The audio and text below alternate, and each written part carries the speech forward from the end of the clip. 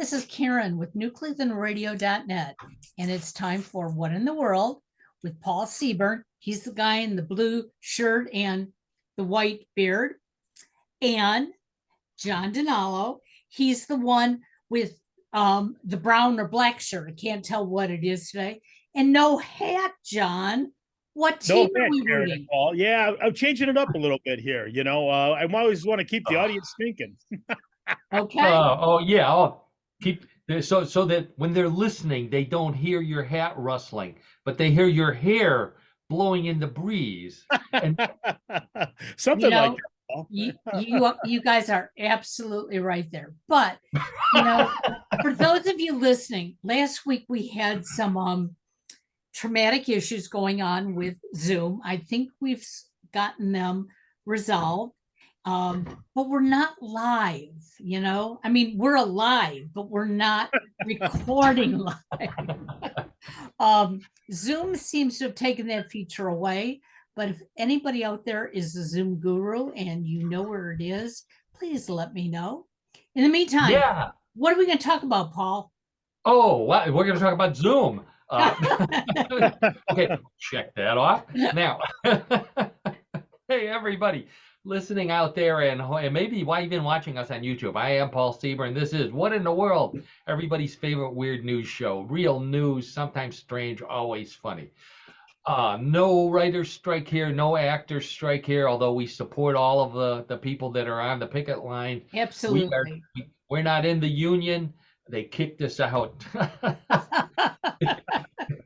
Something about we weren't making enough to take a percentage of our dues, but so that's the way it goes. We're happy that we can come and visit you every week here on What in the World.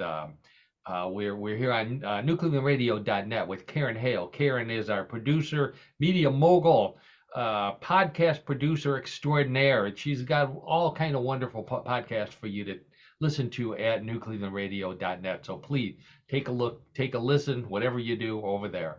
Also in your ear today, John DiNallo. You heard his lovely voice there before. Hey, John. Hey, Paul. Hey, Karen. Another Tuesday and time for another great show. Yeah, let's hope so. I know John's got a great sport for us. Very, very typical, topical kind of thing. So we'll get to that at the end of the show. So you need to hang on for a little while for that. In the meantime, what we like to talk about every week is, as our motto says, real news from all over the world, sometimes even all over the universe. These are real stories. They usually have multiple sources, so I'm not making any of this up. This is real stuff. Strange stuff, no business, no politics, no religion, none of that other stuff. You can get that on cable TV and all those other podcasts. Not from us. From us, you get fun stuff. We like to have a good time, talk about funny, interesting stories from around the world. For those of you who are listening, I want to point out that we are also on YouTube, and I do have photos that go along with many of our stories, as John also does with his sports. So come and visit us on YouTube if you get a chance, and you get to see all of these great photos of the weird stuff we're talking about. If you can't, that's fine. We'll try and describe them as best we can. I am also the head writer and editor at mysteriousuniverse.org, where some of the stranger, more paranormal stories come from. So we're going to, obviously, if you want to see some of that, please visit me over there at mysteriousuniverse.org. All right, so let's see. What do we got today? John. I got Bigfoot again today. Where is Bigfoot? Bigfoot's all excited. Oh, he's scary. No, that's his excited voice. Oh. I know, they all sound the same, but he's excited. We have a Bigfoot sports story with pictures. This is the best Bigfoot story we've ever had, so be ready for this, John. Okay, good.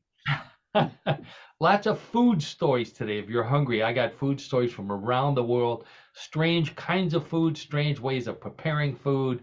Just strange as in the food department. Things to do on hot days.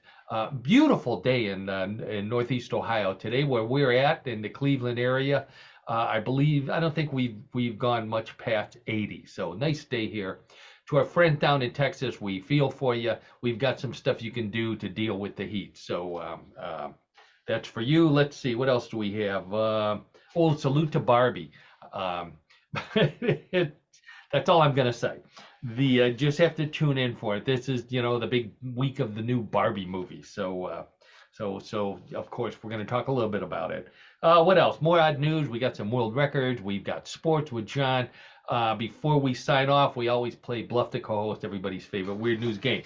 So let's get right to it. Let's see. What do I have? First, I've got food stories. So we've got food throughout the show today. So I hope you came hungry, because and I hope you got something in the refrigerator to eat after the show. So this is interesting. Now, for those of you who can't see us, let's just say we're of a certain age. We're of the boomer generation.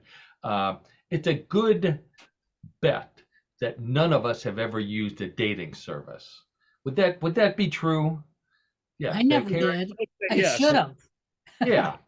When we were growing up, we didn't need a dating service. Well, our dating service was high school dances. We would go there to get turned down by girls, right, John? That's exactly right, Paul. I first thought that crossed my mind.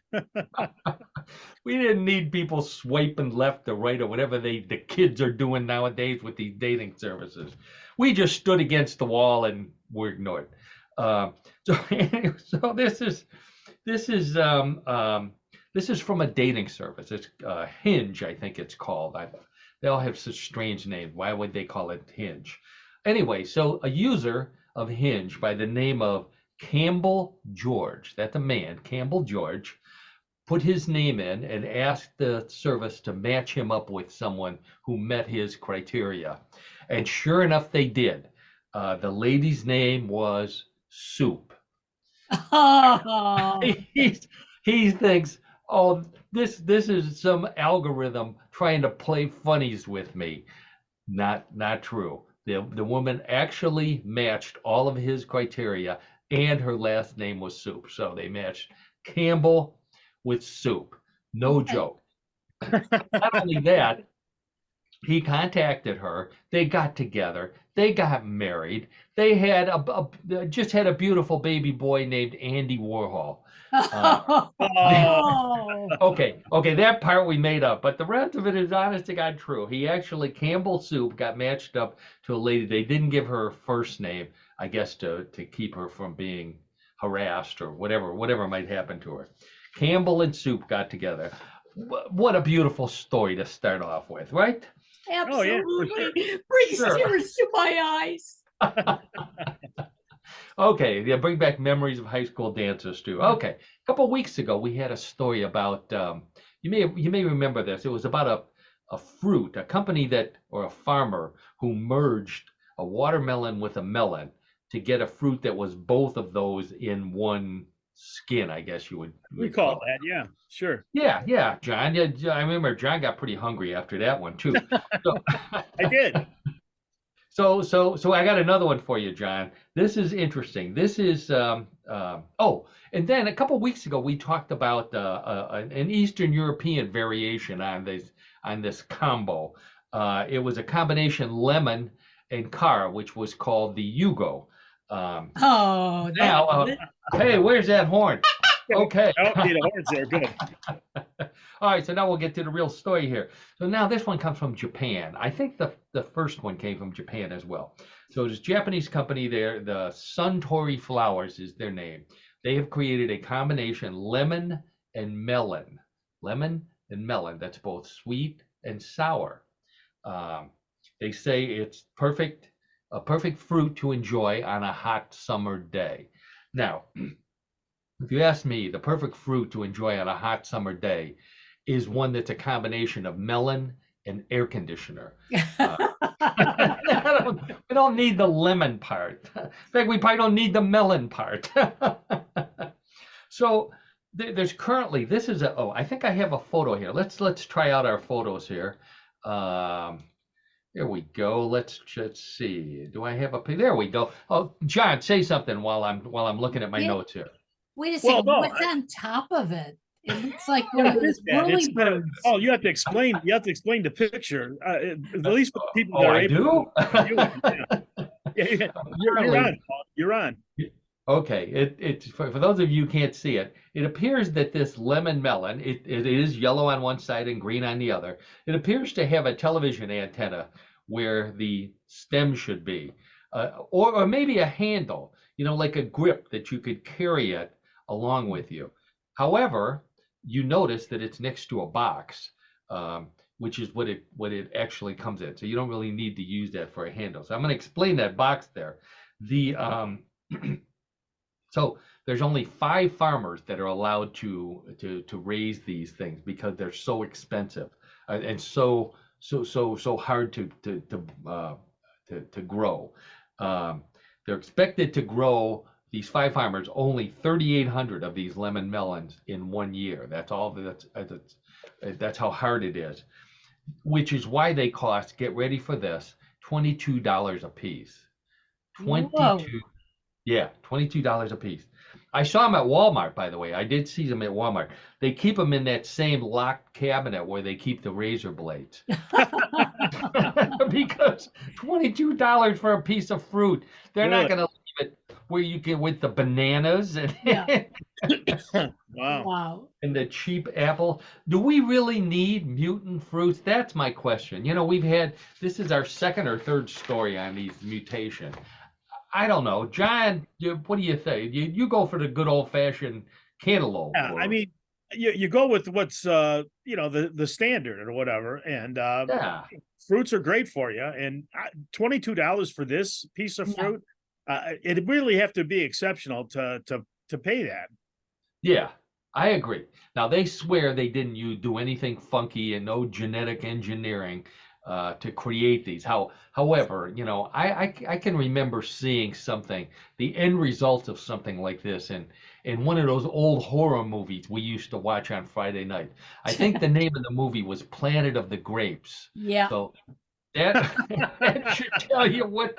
Don't mess with fruit. Don't mess with Mother Nature. Don't mess with fruit. That's right. Don't mess with Mother Nature. Right. That's right. Okay. So now we're going to talk about something that's completely unnatural, and that is marshmallows. The Dolce Mazzapan de la Rosa company, and I'm getting better at mispronouncing names, don't you think? You're very good. So this is a company in Guadalajara. They're a bakery, and they set a Guinness record recently when a team of 100 cooks created the world's largest marshmallow. And I've got a picture of it right there. There it is, the world's largest marshmallow. Look, it's pink. For those of you who can't see it, it's pink, and it looks like a giant bowl more than, those little cylindrical things that you like to cook over a hot campfire. But anyways, that's a giant marshmallow. It weighs in, world's largest marshmallow weighs in at 1,429.5 pounds for the world record. They said that weighs as much as a Steinway. Why on earth would you compare the weight of a marshmallow to a piano? I don't know. That's spending too much time out in the heat, maybe. So fortunately, they found a bunch of people who came in and ate the marshmallow before it could escape and attack the graham cracker and chocolate factories nearby. This remind my cousin sent me a little video of the Stay Puft Marshmallow Man from Ghostbusters, which is what everybody thinks of when they think of giant marshmallows. Took these people, these 100 people, over 53 hours to prepare this giant marshmallow. Wow. Yeah, 52 hours to mix the ingredients and 1 hour to get as far away from it as they could in case it exploded. Well, how do they eat it? How do these people eat the marshmallow? I think they put their hands against it, John, shoved their face into it, and just started biting away. Wow, it's something.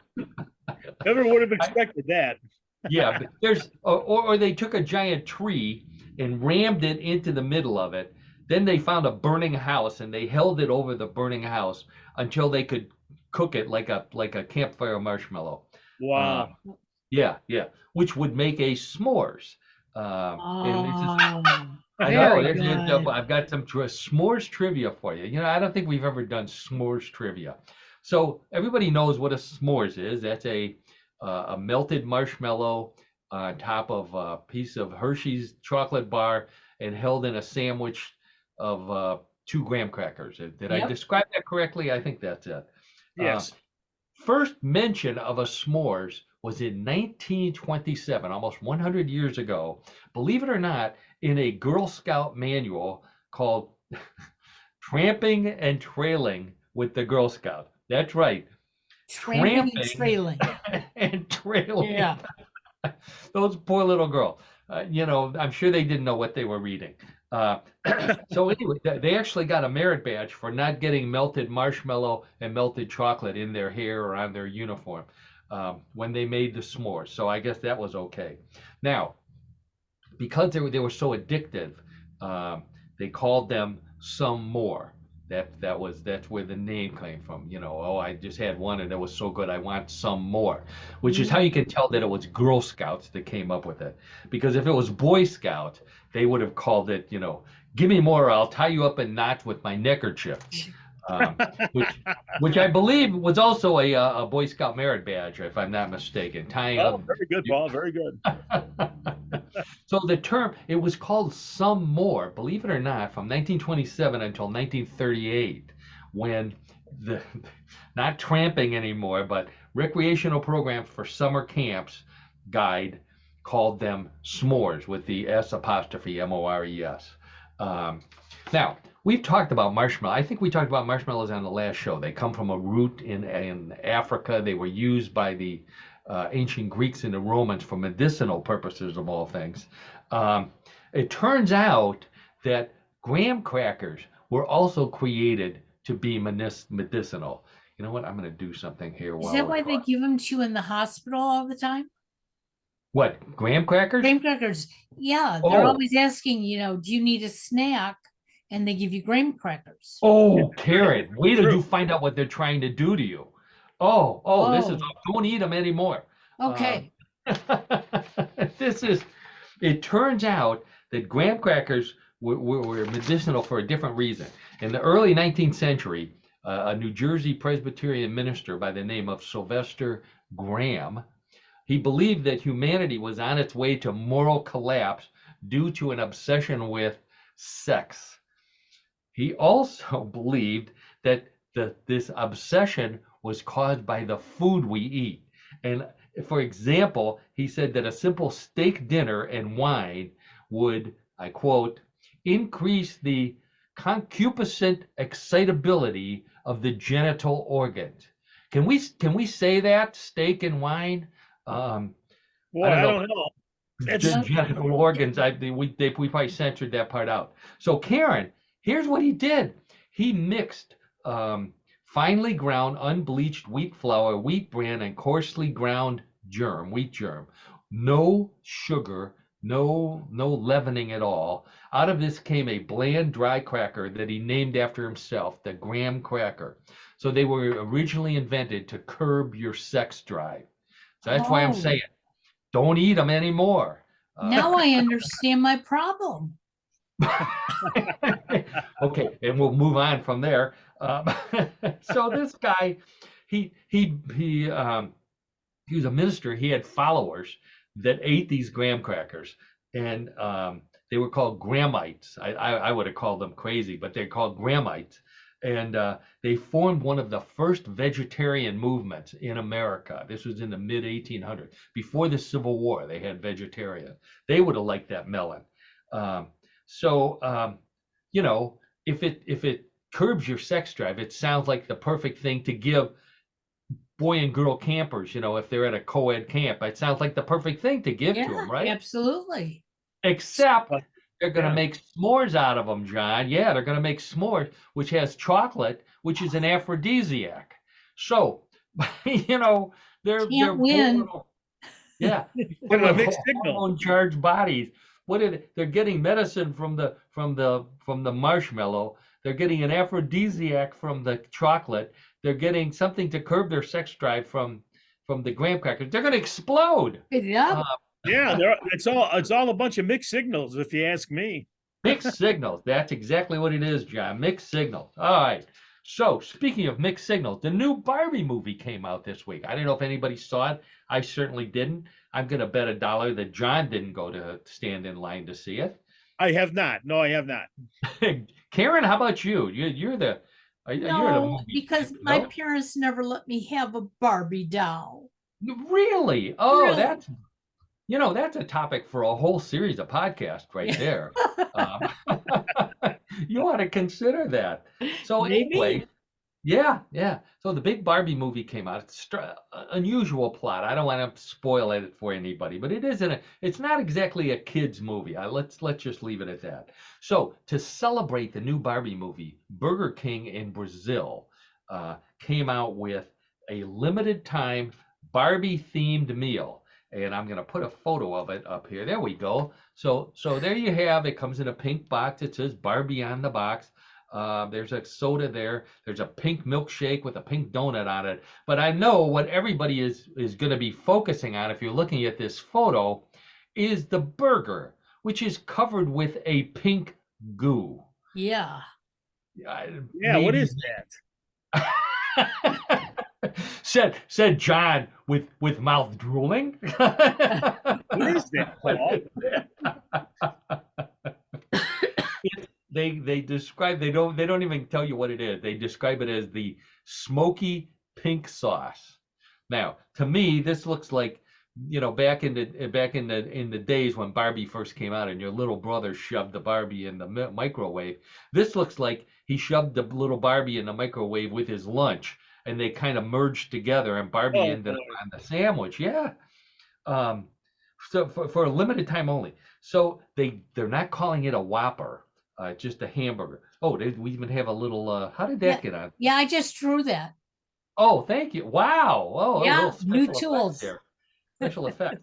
So it's not a Whopper because pink Whopper is already being used by a porn actor. So you may have seen that. That way, I think it was Stormy Daniels and the pink Whopper. Look, let's wait a second while John writes that down. Yeah, right, exactly. So it looks like Pepto-Bismol. John, would you say that looks like a burger covered with Pepto-Bismol? I don't know what that is, but I see Karen's little green or little blue box around it, though. Yeah, but it's to me, it looks very, very unappetizing. Yes. Unappetizing. That putting Pepto-Bismol on as a condiment is more appropriate maybe for Taco Bell. Oh boy. Wow. Now, right. They're not going to sponsor us, John. Don't worry. So, okay, we burned that bridge then. There you go. Right next to the burger with the pink slop on it is a pink milkshake with a pink donut on top. That is called the Barbie Donut Shake, and it guarantees that if you have this, you'll never have a waistline like Barbie, or Barney for that. You might have one like Barney, but certainly not like Barbie. Now, this would be perfect for those of you who listen to our show. The burger that we talked about from Thailand. I don't remember who made it, with 20 slices of cheese and no meat. That was just last week's show, right? Yeah. So, John, this is it. You order the pink. You hire a Barbie burger and you hire the cheese with 20 slices on it. And I guarantee that if you go out with the lovely Annette, she will not ask to just. She will not say, "Oh, I don't want anything. I'll just nibble on yours." Really? She won't touch it. So yeah, right.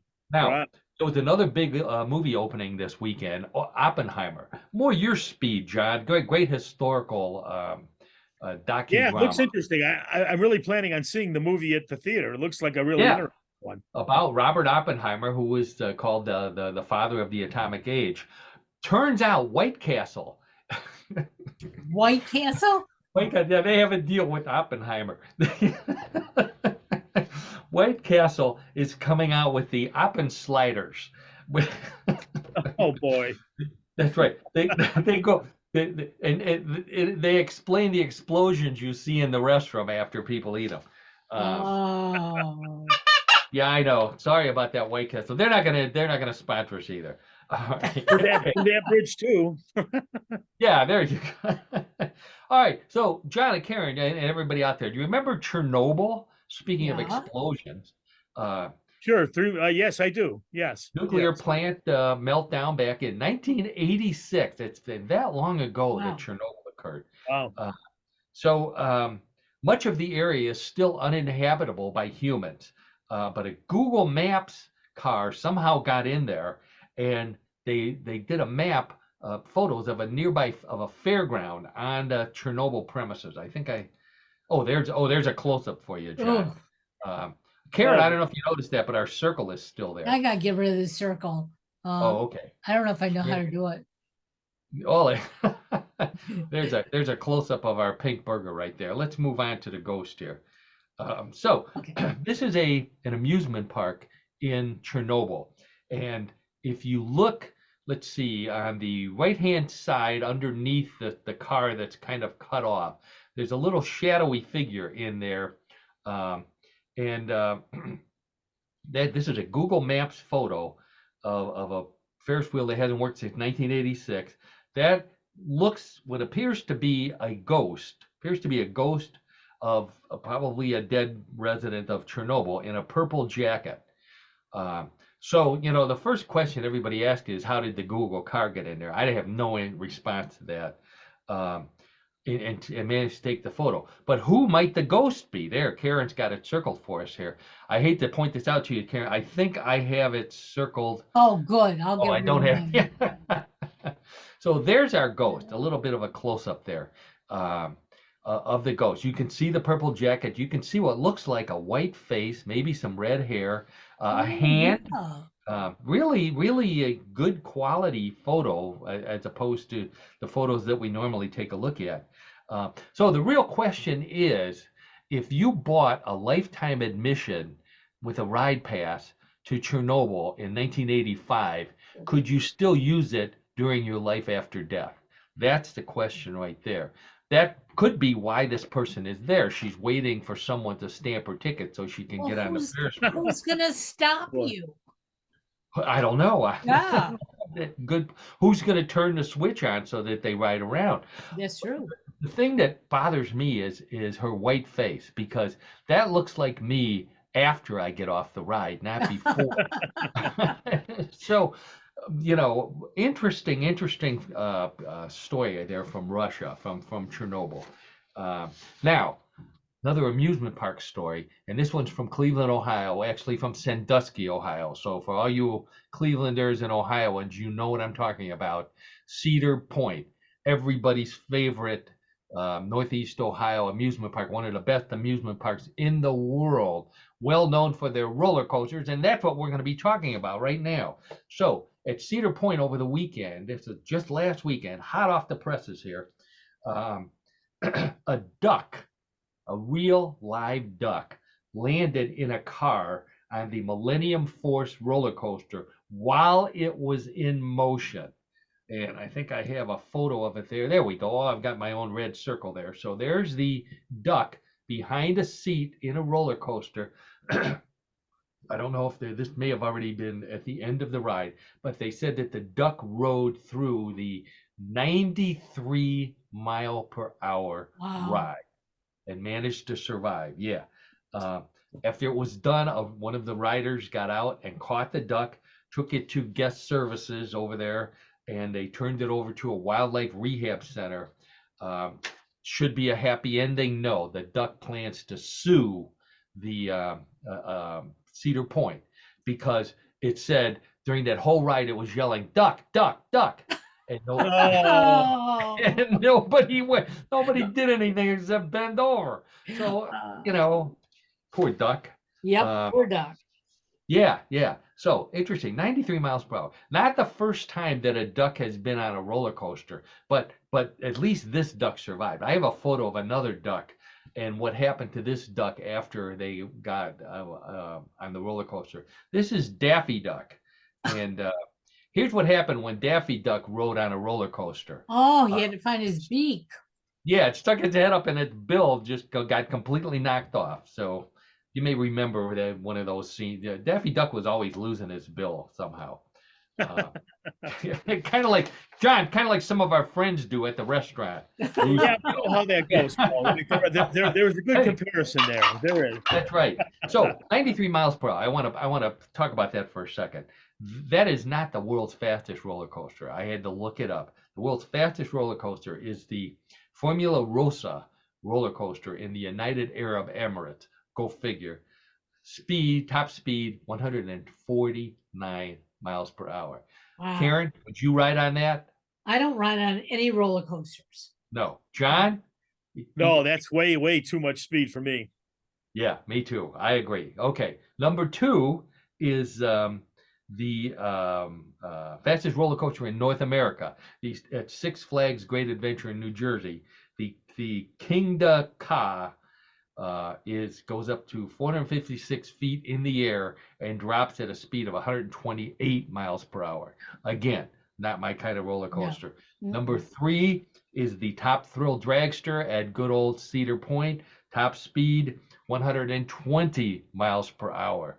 The Thriller, the Millennium Force, is number 6 on the list of fastest roller coasters in the world. So that duck at least rode on number 6. So he's got something to brag to his little feathered friend about. Feather When in his they cap. ask him, what happened? Yeah, Right. why are your feathers all pointing back? Yep. You know, and what happened to your bill? All right. So, we always talk about time travelers on the show. And I love time travelers because I'm going to say we kind of suspect that they may not be traveling in time, specifically because they all start their report with this. Yes, I am a real time traveler. Okay, I don't care. Just give me the predictions. So this guy, I don't have his name, but he says he's from the year 2858. So pretty far in the future, 800 years in the future. I I did the math. How about that? So he predicts that in this year, in August, 4 extinct giant megalodon sharks will be discovered in the Mariana Trench in the Pacific Ocean, along with a bunch of other ancient and extinct species. So somebody's going to go down there and find 4 of the largest killer sharks that have ever roamed the earth, roamed the ocean. He also says that scientists are going to open a portal into parallel universes, and this is the best one, at Area 51, scientists there are going to create a centaur. John, I'll throw a trivia question out to you. What's a centaur? Centaur, you got me on this one, Paul. Okay, yeah. It's from mythology, half man, half goat. Let's put it this way, John. When I tell a joke, you say, "You're a real horse's."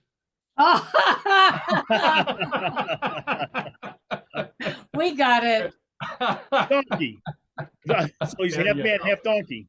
So why on earth would scientists at Area 51 be creating a centaur, a half man, half horse? Only thing I can think of is that to save money. This way, the soldiers that are patrolling there, if they don't have a jeep, they don't have to have a horse for them. They can just have a half soldier, half horse. Yeah, one page. Don't that's think all so. I can think of. I know. All right, let's get to something. Let's get to something good. So John won't call me the half of a centaur anymore. Okay, I don't want to do that anyway, but that's okay. No, you don't want to do that. Okay, so we get to Bigfoot. This is it, John. Let me ask you, of all the sports that you think Bigfoot could compete in, which one do you think he would do the best in? Well, I think just because of his height, I think basketball, would be a natural, I would think. Basketball sounds like a good one to me. Also, with his massive bulk, maybe on the line, offensive or defensive in football. But I think basketball, sure. Basketball would probably be the sport. You wouldn't pick baseball, and yet that is the sport that we're going to be talking about. This is and we love talking about minor league baseball, minor league sports, major league sports. Karen's son Alex has worked for a number of minor league sports franchises. He's with the Dallas Stars right now, or Dallas Wings. I'm sorry, The Dallas Wings. Dallas Wings and the Panther City Lacrosse Club. So You got it. yeah, yeah. So this is another minor league team. I don't put the Dallas Wings in minor league. That's major league women's NBA basketball. But these are the Boise Hawks. So this happened in Boise, Idaho, at the recent Boise Hawks game. Take a load of this, John. This comes from a video. You can look up the gosh. video. Wow. Bigfoot shows up at the game, comes down to the field. He's got his glove, he's got his hat, he's got his jersey. They said, well, okay. They let him warm up with a couple of the players on the sidelines. He looks good enough that they allow him to get on the mound, and Bigfoot actually throws out the first pitch. Wow. How about that? And he got a strike. You can watch it all on video. So this is from the Boise Hawks, warmed up on the sideline. So news travels fast, John. I just heard on the news just now the Guardians are sending a scout there with a contract and a pair of pants for Bigfoot. Okay, sounds good. Yep. Maybe they'll sign him. Yeah. I think, if he's going to play in Cleveland, he has to wear pants. Yep. Yeah.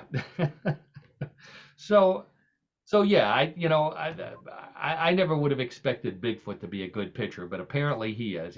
Look at that hair. He fits right in with the styles of modern baseball today. His hair's down to his shoulders. A lot of pro baseball players have long hair. Yes. No kidding. Yeah, they really do. So that was so anyway, the other sport I thought Bigfoot might be good at is cheese rolling. Who's going to fight with Bigfoot? Who's going to fight with Bigfoot over the cheese? Hey, yeah, you can have it. That's okay. Yeah, true. All right. So we did our weather report. I got to watch my time here. We started at an unusual time here. We did our weather report from Cleveland. A nice, pleasant day. I know it's really hot. In Houston, it's hot. How hot is it? It's so hot in Houston that this lady right here, her name is Roberta Wright, put a dough in her mailbox out in front of her house. 45 minutes later, she went out and she had a freshly baked loaf of bread. There you go, Chad. Take a look at that. Isn't that amazing? It is amazing. She saved on her utilities. They asked the post office, and the post office said that this is legal, but they said that if you have one of those mail slots on your door, you won't get focaccia or pizza if you shove the dough through it. You're right. Yeah, you pretty much have to stick with the bread, freestanding bread. Yeah, with the bread. Now you've heard the expression, "It's so hot you could fry an egg on the sidewalk." Yep. Believe it or not, the Library of Congress did a study on frying eggs on the sidewalk. And they found out, I don't know how they got the budget for it, but they did. They found out that it's possible, but not probable, because eggs need to reach a temperature of 158 degrees Fahrenheit to fry. And the hottest sidewalks that they've recorded was 145 degrees. So you might get a runny egg. You wouldn't necessarily get a good fried egg. Yeah. Concrete sidewalk, cooking is not the only place you can cook on a hot day. Chattanooga, Tennessee, at WTVC. His name is Brian Smith. He cooked a lasagna. I don't have a picture of the lasagna. I think that may be it behind him. He cooked a lasagna in his mailbox on a hot day, and he gives the instruction to use fully cooked meat, assemble in a 5x10 dish, place in mailbox by 10 a.m., 4 to 8 hours to cook, grab mail and dinner. So how about that? Now, if that's not enough, a gentleman in, let's see, where was he at? This is in Evansville, Indiana. He tried to make cookies. He baked cookies on the dashboard of his car, which he left out in the parking lot during the day. So he there's a complete video of it. He took one of those rolls of cookie dough that you get in the dairy case, cut it all up, put it on a tray, put it on his dashboard, left it out there. He comes out at night. You can tell it's night because it was dark, and the cookies looked like they flattened a little bit, but they weren't quite round, like good chocolate chip cookies.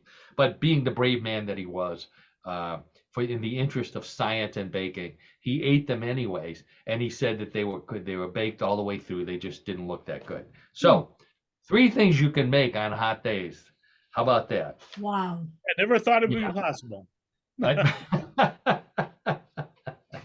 All right, I don't have a photo to go with this one. Let's see if I can bump this out of here. There we go. Okay, one quick question here for both of you, and for those of you listening. What do you think is the most dangerous city in the United States for driving? Oh, for driving?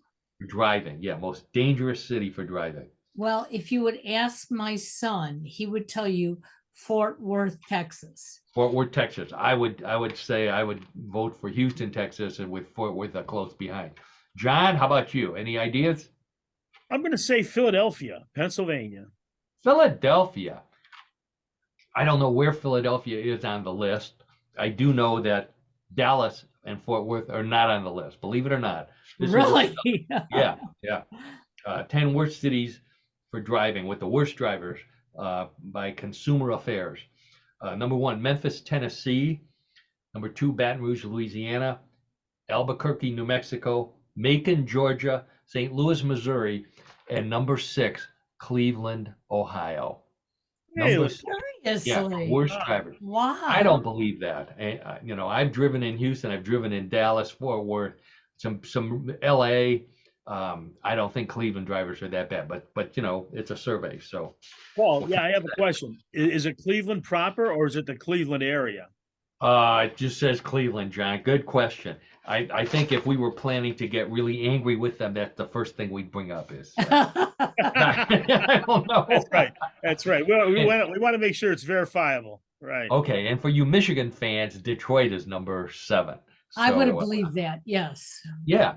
Now, just for grins, I looked up the safest cities with the best drivers. Green Bay, Wisconsin, number 1. Of course, it's snowing, 99% of the time there. To go out of your house. It's too cold. Right. Exactly. And they probably did the study while the Packers were playing. So nobody goes out there. They're either at the stadium or they're watching the game. So I don't buy that. Gary, North Carolina was on the list. Oxnard, California, little tiny cities. Bellevue, Washington. McKinney, Texas, which is up near where your son is. Pearland, Texas, which is down by Houston. College Station, which is north of Houston. I don't buy this survey at all. So I just wanted to throw that in there because I agree with the indignation that John and Karen have that Cleveland drivers are good drivers. I don't think they belong on that list. No, we don't. Yes. No. And that's our story, and we're sticking to it. Exactly. That's right. I've ridden with John. John's ridden with me. That we're all good drivers. Karen, I know Karen's a great driver. Yeah, I am. Yeah. Yeah, it's the roads that are the problem, not the drivers. You got it. But let's stop before we get into more trouble here. Okay, so we talked about a couple of sports here. We've obviously talked about Bigfoot playing baseball. One of the truly unique Bigfoot stories I think we've had on the show. And we've also talked about the Barbie movie, which is out this week. So believe it or not, I asked John to find a sport every week, to find a sport for What in the World of Sports for his segment. A sport that fits the theme of real news, sometimes strange, always funny. Only real sports, sometimes strange, always funny. John always manages to find a good one. This week, John, in the spirit of the Barbie theme, found a sport that matches that criteria. I'm not going to say whether we'll be participating in this sport or not. I'll let John describe it, and you decide for yourself. Go ahead, John. All right, Paul. Thanks again for the great introduction. I appreciate that. So, as Paul had mentioned, in honor of the new Barbie movie, our sport this week is Extreme Barbie Jeep Racing.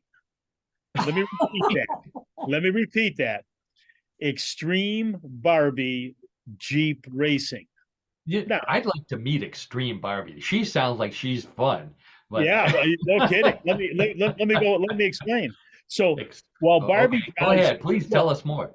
sure. So as most of us know, Barbie drives an expensive pink classic C1 Corvette. Oh yeah. Now, Extreme Barbie Jeep Racing is a low rent off-road racing event that will have you in stitches, literally and figuratively. Ooh. Let me explain. It is a simple concept. You start out with a battery powered Barbie Jeep or a pink Power Wheels vehicle, the kind that your daughters drove around the yard until they were old enough to borrow your keys. Oh yeah. Okay. Then you break off the drive gear. That should be easy since it's the only gear the Barbie Jeep has. And then you find some other dads, make sure your life insurance is paid up. That's very important. Head to the top of a steep hill and then compete to race to the bottom in the fastest time without completely wiping out.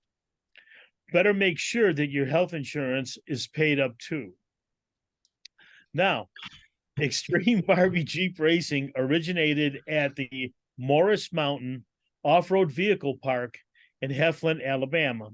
Wow, Alabama, of course. No offense to our Alabama listeners, but So anyway, for those of you who don't believe it, I've got some photos here of people. These are adults, by the way, yes, riding these children's cars down a steep hill, deep, dusty, muddy, full of ruts and holes, and looking like they're having a great time, or looking like they're very lubricated, or both. So anyway, well, that's right, Paul. So this is the location of it's an annual championship, which has been held since 2010 and is sponsored by Busted Knuckle Films, an extreme motorsports video and apparel company. Wow. While alcohol is no doubt involved as both a pre-race refreshment and a post-race medical treatment, Extreme Barbie Jeep Racing is a real sport, according to ESPN, which has televised a number of the annual races. Wow. A gentleman by the name of Matt Myrick is the winningest Extreme Barbie Jeep Racing champion, racking up 3 championship victories. Unbelievable. Now, believe it or not, there are actually some rules to follow in this Oh sport. my gosh. Looks like that person just took a tumble if you're able to see it on the screen. This gentleman, the Karen's "oh my God" is the result of a photo of a guy on his head with legs way up in the air. Yeah. Now he does have a helmet on, but I'm gonna say I hope he's taken a number of painkillers before he went down that hill. So anyway, so the first rule of Extreme Barbie Jeep Racing is to never talk about Extreme Barbie Jeep Racing, at least not to your daughter or to your wife. Especially if you took your daughter's Jeep, without asking right, exactly. Now, even with asking her, I'm sure she wouldn't agree. But anyways. Right. So speaking of the rules, there are 7 basic rules of Extreme Barbie Jeep Racing, and here they are. Number 1, procure a Barbie Jeep or equivalent vehicle. That's pretty basic. Second, remove the electric motor and battery.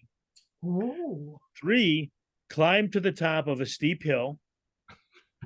4, try to be the first person that can make it down to the bottom the fastest. Number 5, don't die in the process.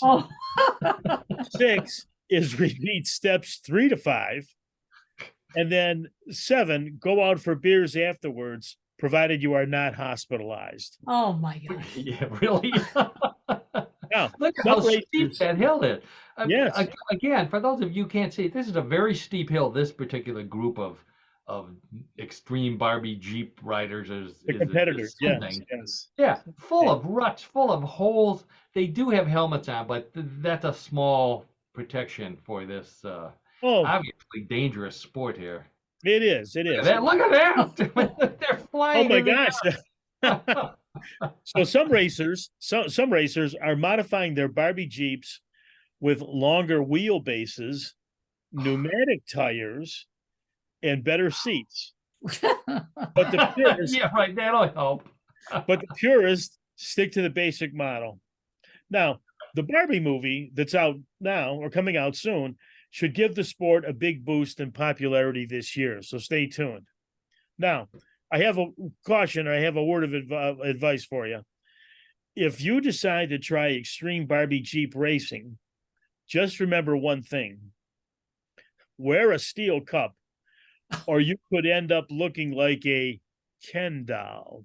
Oh, Oh, ow. Oh, I don't need any more explanation or description than that, John. but Let's have you leave it ever at that, Paul and Karen. Let's leave it at that.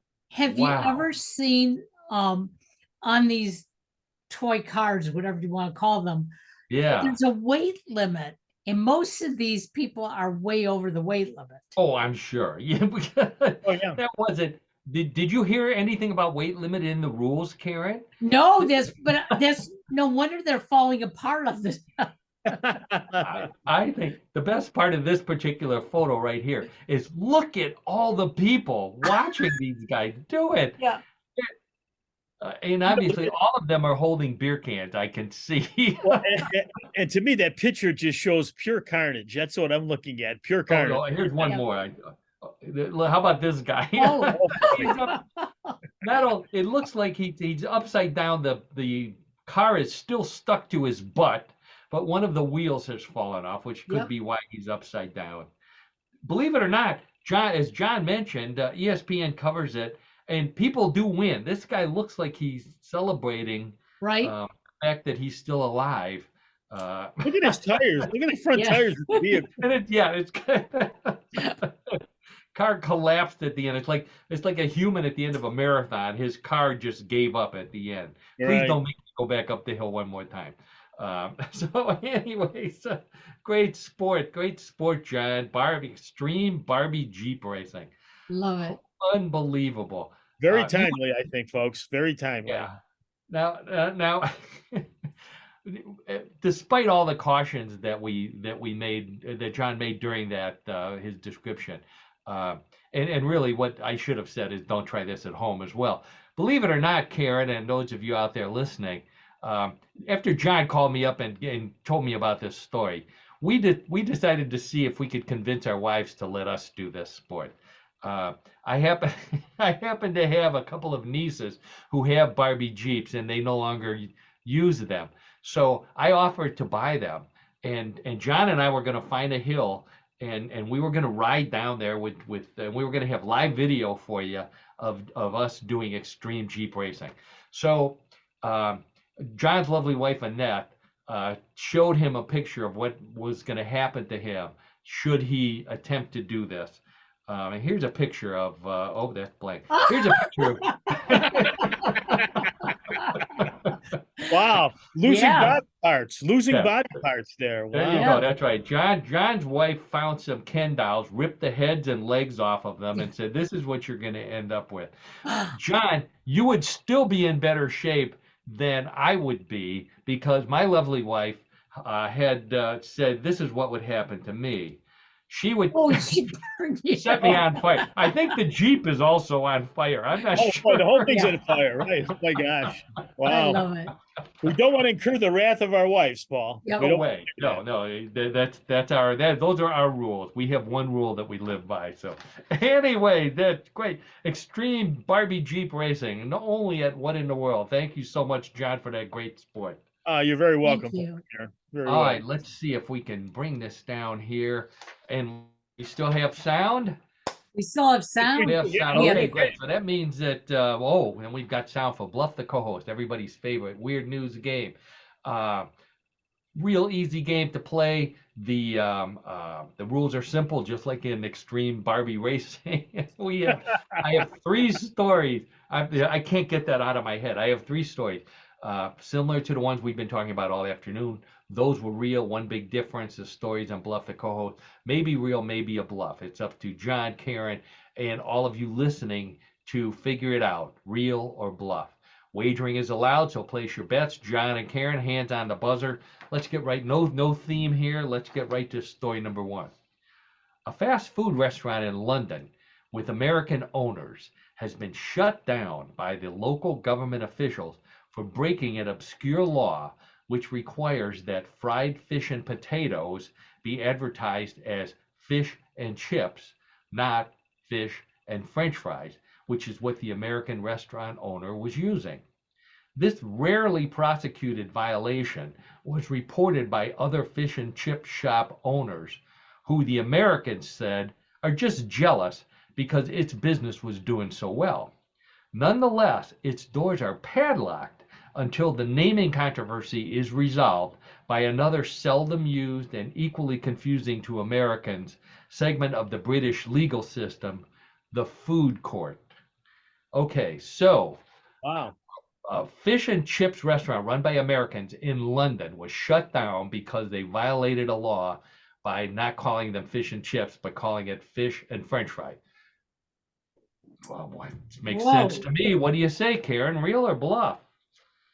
Well, I mean, I know the English do call it fish and chips, but I don't think the chips are really French fries. I think they're really chips. So I'm going to say it's false. Okay. Karen says it's a bluff based on her definition of chips. John, how about you? This is a tough one. You could go either way, obviously, but I'm going to say it's a true story with the idea of the obscure law being invoked here in England. So I'm going to say it's true. Okay. So John says it's true. Karen says it's a bluff. Karen, by the way, did you ever go to Arthur Treacher's Fish and Chips? Yes. And what did the chips look like? Weren't they those flat potatoes that were crispier than a French fry? Crispier than a French fry. Okay, so not a potato chip like. No, not like a potato chip, but it's yeah. Okay, yeah. I just because I think the definition of chips is French fries as opposed to potato chips. Okay. You want to change your answer? No. Okay. So let's see. So John says it's a real story. Karen says it's a bluff. Let's check with the judges. And the judges say, congratulations, Karen, for not changing your answer. That was a bluff. Really?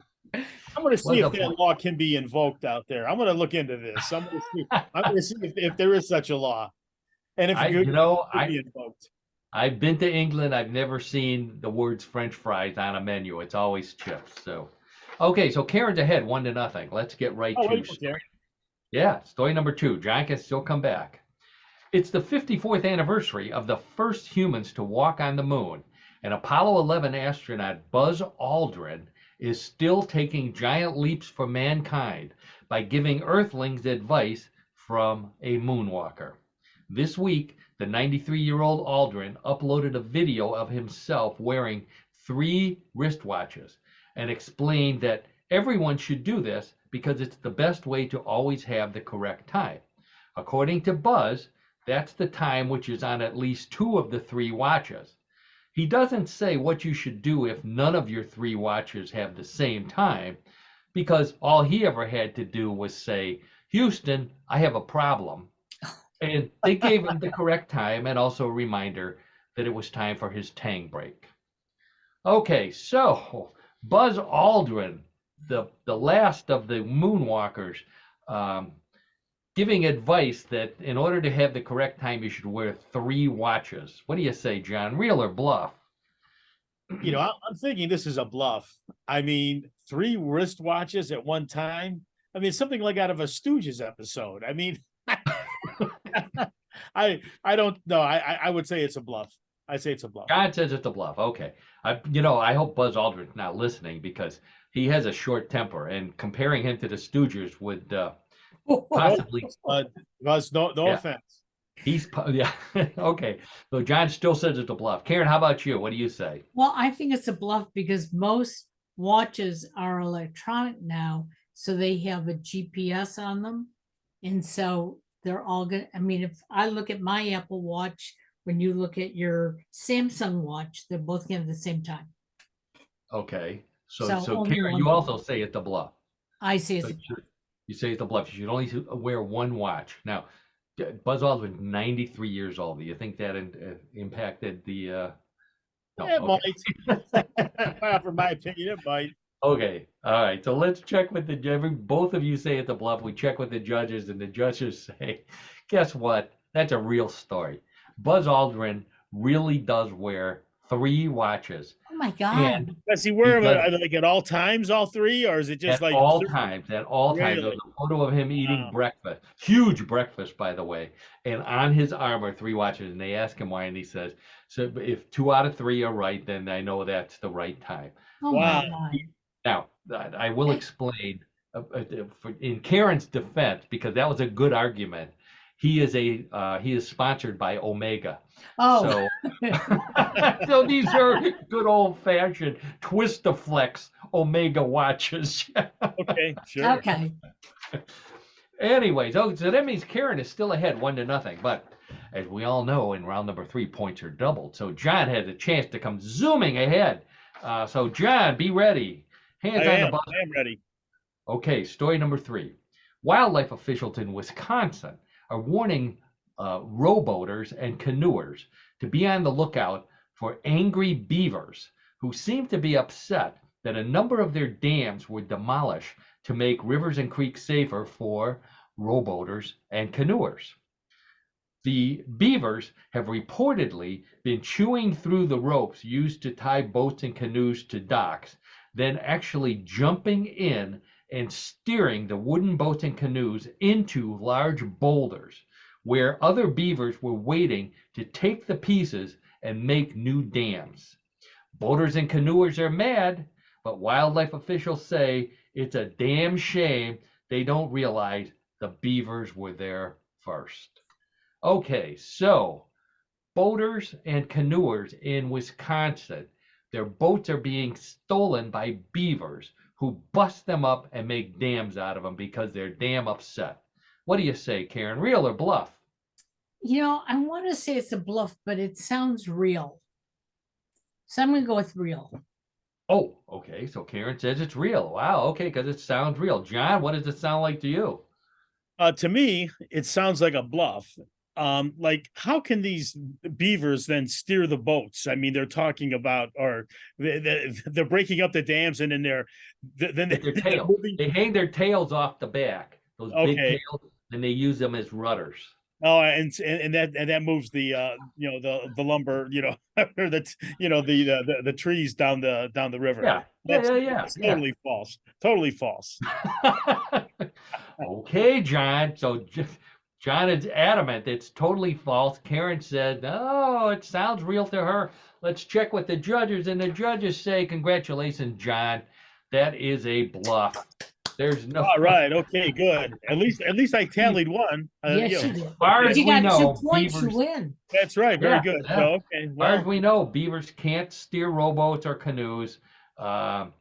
John is happy. He's won for the week. He's not gonna get his arms and legs and head pulled off. It's gonna be a good weekend for John DiNallo. I can see that. So great job, John. oh, thanks, Paul and Karen. Yeah, I live another day, right? Live another Yes, There day. you you go. do. That's right. Absolutely. And let's hope we all live another day and another week. I want to thank everybody for tuning in to What in the World This Week, listening to us, watching us on YouTube, however you partake of your podcast. I want to thank our producer and co-host and media mogul, Karen Hale, newclevelandradio.net. Please, everybody, check out our podcast and all the rest of the podcasts that Karen has at her newclevelandradio.net platform. As always, thank you to my old buddy John DiNallo. Great job on the sport and on the trivia and all the other stuff you do. Thank goodness we're going to survive the weekend. And Yes, again, Paul. thanks to everybody. Thanks to both of our spouses for being such good sports when we pick on them. Of Hope course. everybody Of course. hope you get some cool weather, some clean air wherever you are, and we will see you again on Tuesday of next week. We'll be here next week. Have a great day, everybody. Bye Have now. a great Bye-bye. week, everyone. Take care now.